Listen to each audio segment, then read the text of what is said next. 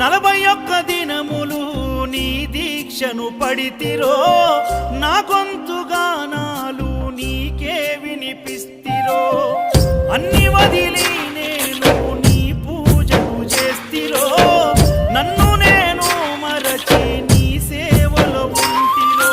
భక్తితోని భజన చేస్తూ బయలుదేరితి, శక్తినిచ్చి నన్ను నడిపించు శబరికి.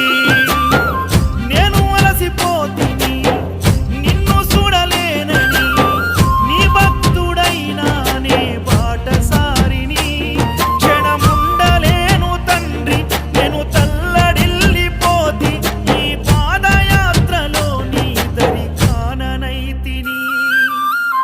ఎంత దూరం